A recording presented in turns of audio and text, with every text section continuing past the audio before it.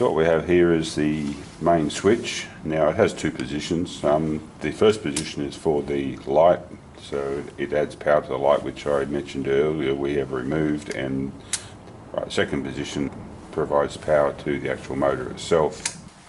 So as I said, first position is to your light and the second position is to the motor. As you can see, the motor is spinning. So we have the head assembly here, and I'll just run through the axes it has. The bottom one here, if you loosen that off, you can just drop the head down or bring it up to what position you want to bring it up to, or slide it along the shaft itself to what area you want to attach to. So when you lock that down, that sets that. The knob over here, as we saw earlier, can adjust the head in and out. So that's kind of sets your stop angle. The other rotation you got is here, so we can move it left and right depending on the angle, and that can be locked down. And on this side we have another lock, and that allows us to adjust that right angle. So what we have here, you have a locking screw. There's one this side and the other side. You loosen those and you can adjust the head slide.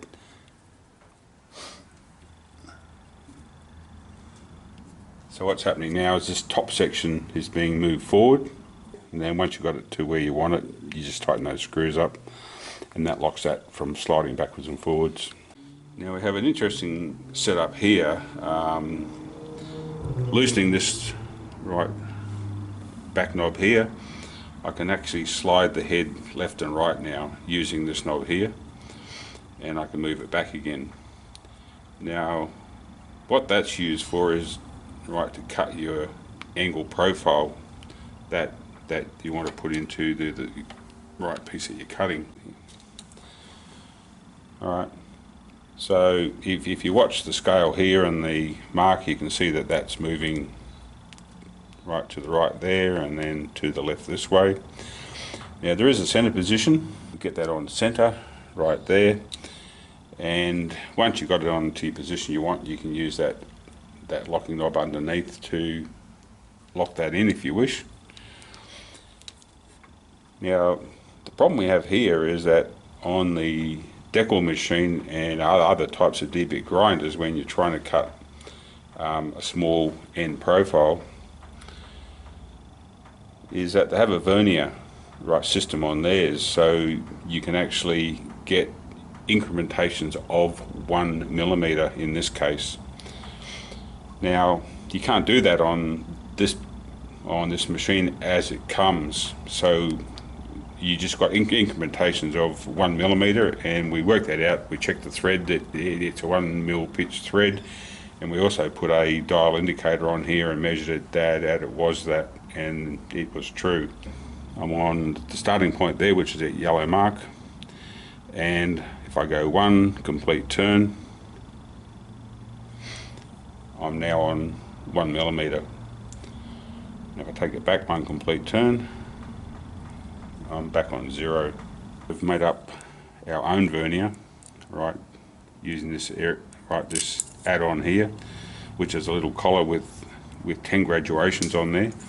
So each one of those graduations is 0.1 of a millimeter, and each one of the shorter ones is 0.05 of a millimeter. So another part of the indexing head is this gauge here, and what that's used for is when you put the material in to be turned down and you already got the initial flat, that's actually put on to align that square on, and then once you've got that squared on, then you lock that down and set it into position.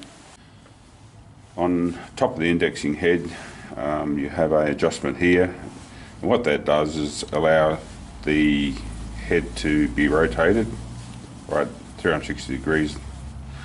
If we move it to the middle position, you now only have 180 degree turning, and if we move it to the right hand position, then it's locked. And that's what you can use to actually undo and remove the collet. So as you can see here, the collet is now free, and you can unscrew that and take it out.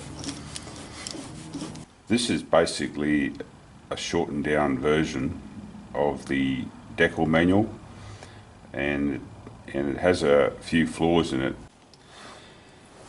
Now, as you can see here, as part of the manual supplied, they outline this area here, and that is supposed to be the window where you can actually set the tooling up.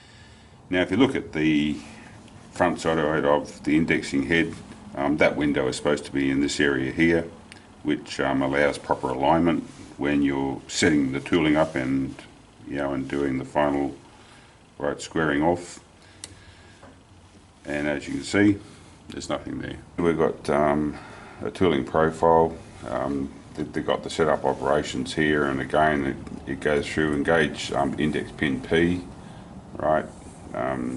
which we could not locate on their drawings, into the short slot, and bring the white dot into window O. As we pointed out earlier, there is no window, and I think what they're referring to is pin P is this top pin up here.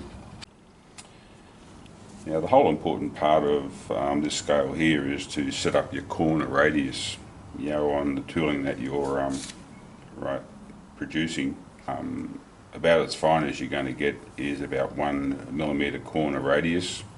Now, the offshoot of that is that a lot of the D bits and some other tool grinding that you can do on this require corner radiuses much less than 1 millimeter. So that's where we had to make up our indexing